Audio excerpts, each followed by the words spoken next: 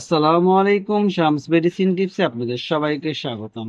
আমি আবারও চলে আসলাম আপনাদের মাঝে নতুন একটি টপিকস নিয়ে। আজকে আমার টপিকস হচ্ছে এক্সপা সিরাপ, যার মধ্যে রয়েছে প্যারাসিটামল সাসপেনশন। এটি মূলত জ্বর, ব্যথানাশক, ছোট বাচ্চাদের মাথা ব্যথা, দাঁত ব্যথা, কানের ব্যথা এবং দাঁতের অস্বস্তি ইত্যাদির ক্ষেত্রে খুব দ্রুত কাজ করে থাকে। সুতরাং যাদের বাসায় ছোট বাচ্চা রয়েছে তাদের জন্য আজকের টপিকসটি অত্যন্ত গুরুত্বপূর্ণ। সুতরাং টপিকসটি শুরু করার পূর্বে আপনাদের কাছে আমার অনুরোধ, প্লিজ চ্যানেলটি সাবস্ক্রাইব করুন এবং ভিডিওটি আপনার টাইমলাইন থেকে শেয়ার করে দিন। এর ফলে হয়তোবা আপনি উপকৃত হতে পারেন অথবা আপনার প্রিয় মানুষগুলোর উপকারে আসতে পারে। সুতরাং আবারও অনুরোধ করছি, চ্যানেলটি সাবস্ক্রাইব করুন, ভিডিওটি আপনার টাইমলাইন থেকে শেয়ার করে দিন। যারা অলরেডি আমার চ্যানেলটি সাবস্ক্রাইব করেছেন তাদেরকে জানাই অসংখ্য ধন্যবাদ। চলুন আমরা চলে যাই আমাদের মেইন টপিকসে। এক্সপা সিরাপ হলো একটি বহুল ব্যবহৃত তরল ওষুধ যার সক্রিয় উপাদান হলো প্যারাসিটামল। এসিটামিনোফেন নামে পরিচিত। এটি ব্যথানাশক, ব্যথা উপশমকারী এবং অ্যান্টিপাইরেটিক, জ্বর হ্রাসকারী নামে পরিচিত ওষুধের গ্রুপের অন্তর্গত। এক্সট্রা সিরাপ সাধারণত শিশুদের জন্য হালকা থেকে মাঝারি ব্যথা উপশম করতে এবং ফলু, ঠান্ডা, গলা ব্যথা, দাঁতের ব্যথা এবং টিকাদান পরবর্তী জ্বরের মতো বিভিন্ন চিকিৎসার অবস্থার সাথে সম্পর্কিত জ্বর কমাতে নির্ধারিত হয়ে থাকে। এ পর্যায়ে আমরা জানবো এক্সট্রা সিরাপের ব্যবহার। যেমন জ্বর, ভাইরাল সংক্রমণ, টিকাদান পরবর্তী জ্বর বা ম্যালেরিয়ার মতো জ্বরজনিত অবস্থার সময় শরীরের তাপমাত্রা কমাতে ব্যবহার করা হয়।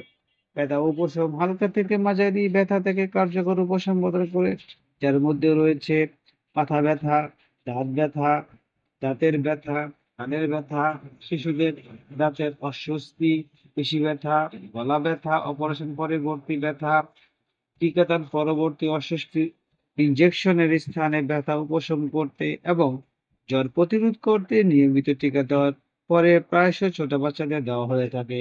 অর্থাৎ বাচ্চাদের বিভিন্ন কারণে জ্বর আসতে পারে, সেই জ্বর কমাতে এই এক্সপা সিরাপটি খুব দ্রুত কাজ করে থাকে।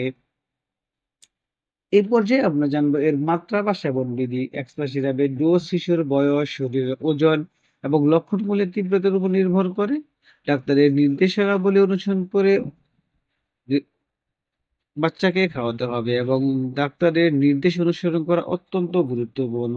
তবে সাধারণত যে ডোজগুলো রয়েছে তা হলো শিশু এবং শিশুদের জন্য সাধারণত প্রতি ৪ থেকে ৬ ঘন্টা অন্তর একটি ডোজ দেওয়া হয়। সর্বোচ্চ ২৪ ঘন্টায় অন্তত ৪টি ডোজ খাওয়ানো যেতে পারে।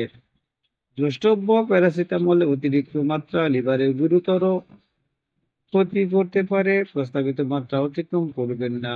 অর্থাৎ ছোট বাচ্চাদের দিনে ৪ বার অথবা ৩ বার খাওয়ানো যেতে পারে। সেটা নির্ভর করবে শিশুর জ্বরের তীব্রতার উপরে এবং অবশ্যই প্যারাসিটামলের মাত্রা অতিরিক্ত করা যাবে না। তাহলে লিভারের ক্ষতি হতে পারে। এই পর্যায়ে আমরা জানি পার্শ্ব প্রতিক্রিয়া। প্রতিটি মেডিসিনের পার্শ্ব প্রতিক্রিয়া রয়েছে। পার্শ্ব প্রতিক্রিয়ার মধ্যে রয়েছে বমি ভাব, বমি ইত্যাদি। এই পর্যায়ে আমরা কিছু সতর্কতা বিষয় আমরা জানবো। যেমন লিভার বা কিডনি রোগে আক্রান্ত শিশুদের ক্ষেত্রে সতর্কতার সাথে এক্সট্রা সিরাপ ব্যবহার করতে হবে। দুর্ঘটনা দুর্ঘটনাজনিত অতিরিক্ত মাত্রা রোধ করতে প্যারাসিটামল যুক্ত অন্যান্য ওষুধ একসাথে ব্যবহার করা এড়িয়ে চলতে হবে। সুতরাং আমরা বলতে পারি এক্সট্রা সিরাপ শিশুদের জ্বর এবং হালকা থেকে মাঝারি ব্যথা নিয়ন্ত্রণের জন্য একটি নির্ভরযোগ্য এবং সাধারণ নির্ধারিত ঔষধ। এটি শিশুর যত্নে একটি গুরুত্বপূর্ণ ভূমিকা পালন করে। তবে সম্ভাব্য প্রতিকূল প্রভাব এড়াতে, বিশেষ করে অতিরিক্ত মাত্রার সাথে সম্পর্কিত লিভারের ক্ষতি এড়াতে সঠিক ডোজ এবং সতর্কতা অপরিহার্য। শিশুদের জন্য কোনো ওষুধ শুরু করা বা সামঞ্জস্য করার আগে সর্বদা একজন স্বাস্থ্যসেবা পেশাদারের সাথে পরামর্শ করা উচিত। অর্থাৎ আপনার যদি শিশুর এ ধরনের সমস্যা হয়ে থাকে তাহলে আপনি এই সিরাপটি খাওয়াতে পারেন।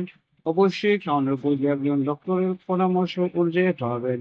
অথবা আপনার পাশে যে স্বাস্থ্যসেবা কর্মী রয়েছে রেজিস্টার্ডকৃত, তার পরামর্শ নিয়ে এই সিরাপটি খাওয়াবেন। আমার চ্যানেলের মাধ্যমে আমি শুধু আপনাদেরকে ওষুধ সম্পর্কে বিস্তারিত বলে থাকি এবং কোন রোগের জন্য কি খাবেন সেই বিষয়ে ধারণা দেওয়া হয়। তাই ওষুধটি খাওয়ার পূর্বে অবশ্যই ডক্টরের সাথে পরামর্শ করে সেবন করবেন। এক্সপা সিরাপ সম্পর্কে কোনো কিছু জানা থাকলে আমাদেরকে কমেন্টস করে জানিয়ে দিন। আমরা আপনাদের কমেন্টস গুলো যথাযথ উত্তর দেওয়ার চেষ্টা করব। ভিডিওটি ভালো লাগলে এবং উপকারী মনে হলে বন্ধুদের সাথে শেয়ার করে দিন।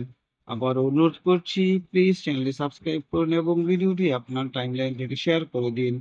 আজ এ পর্যন্তই, আবার কথা হবে নতুন কোনো টপিকসে। সে পর্যন্ত ভালো থাকুন, সুস্থ থাকুন, খুদা হাফেজ।